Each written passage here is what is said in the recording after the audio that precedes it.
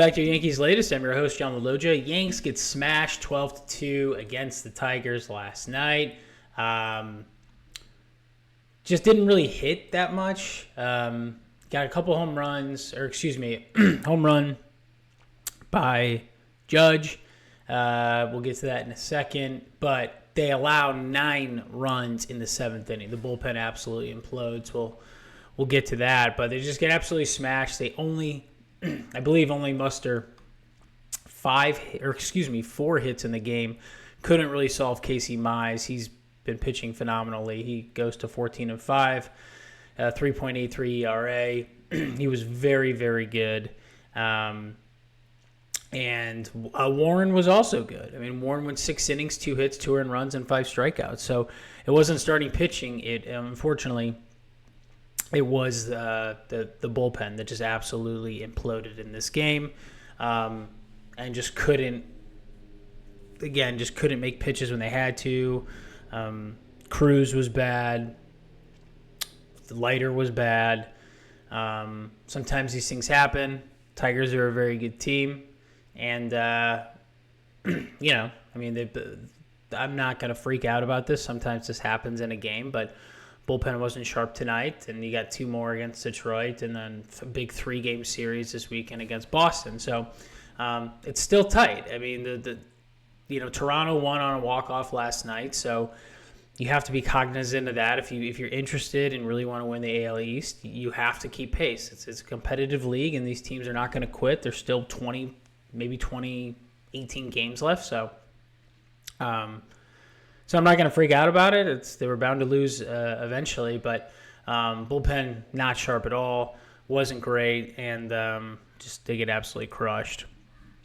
Again, they give up. So they give up 9 runs in the 7th. I'm trying to walk you through sort of how this happened. So for starters, Cruz was not sharp. I mean, there was a ton of walks. Guys could not find the strike zone. It was a problem. We couldn't field our position. There were wild pitches, and again, it just was not a sharp. It just was not a sharp game. At this point, you're feeling pretty good. Grisham makes a great catch. Bellinger also homers. So, Judge homers, Bellinger homers. They're up 2-0. Just crushed it, which is awesome. And then Parker Meadows hits a 2-run homer to tie it. And so now we're in the 7th. Detroit's up 3-2. Cruz does not get his forkball splitter wherever. It just doesn't get it down enough. It's on the bottom of the plate, and Parker Meadows smokes it to center field for a couple RBIs. Then Dylan Dingler draws a bases-loaded walk, so Cruz can't find the zone, so that's another problem. So walks the bases loaded. The game's now 4-2. There's still no outs. So no outs have been recorded. Then they bring Leiter in, and Trey Sweeney hits an RBI single up the middle. Just sort of bloops in over Volpe's glove, and that's 5-2. Then Leiter walks the bases loaded on throws a wild pitch to Cole Keith, which almost hits him in the foot and goes to the backstop. And actually does hit him in the foot. It's a hit by pitch, so another run scores. That's 6-2. A very non-competitive pitch. And then Gleyber Torres gets a bases-loaded walk from Leiter Jr. on a very non-competitive pitch that's nowhere near the zone. Again, 7-2, bases are loaded. There's still no outs. Pitching coach comes out to chat. Then, again, Leiter Jr. throws another wild pitch down and in to Gary Carpenter. Or Trey Sweeney, that's nowhere close. And then Carpenter comes in and ropes a 2-run double in the left center field gap to make it 10-2. This game was all but over there. Leiter was just awful. Cruz was not great at all. Couldn't find the strike zone. Couldn't find the release point on his forkball splitter. And that might have been Leiter's worst outing, perhaps, as a professional. I mean, he was terrible. Nothing was really working. Chris Paddock comes in to get his first career save, throws 3 innings. That'll be interesting. That's an interesting way to use him, a former starter. So bullpen was bad, didn't get it done. And we just got to move on to the next game. Like I said, Judge hits a bomb on a line drive to right center, 412 feet, absolutely smoked it. 359th career home run. He passes Yogi Berra. This dude's just incredible. It's just unbelievable. This team will go based off of how Aaron Judge plays. Just for some context, so Ruth hit 659 home runs of his 714 in a Yankees uniform.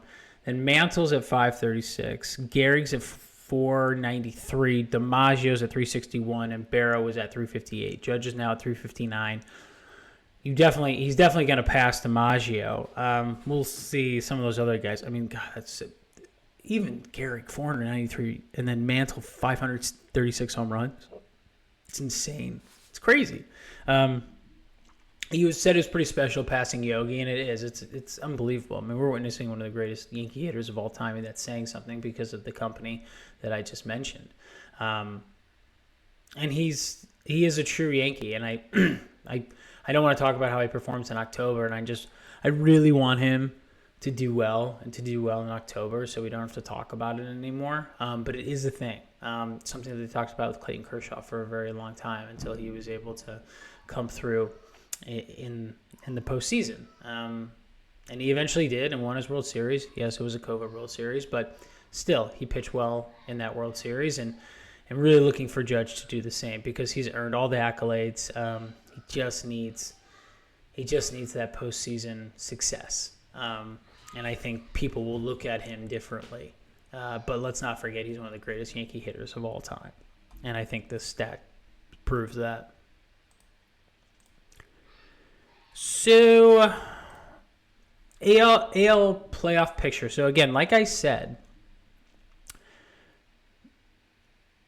Toronto loses late last night, which is great. So, if the games were played, you'd have right now, like, the byes would be the Jays and the Tigers. But again, if you're looking at the standings, you're only 2 back, which is very doable.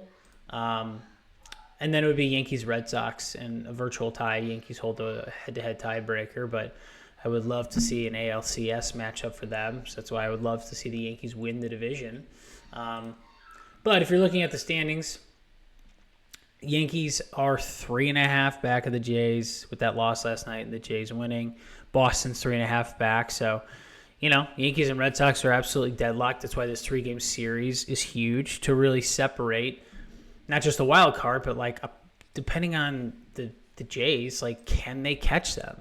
Can one of them be the wild card, and can one of them possibly win the division? The Jays have 2 more games against Houston, who are really good, and then unfortunately they play Baltimore for 3 games. So, and then Tampa, but look for the Yankees to try to pick up a game in the next couple of days, which would be huge.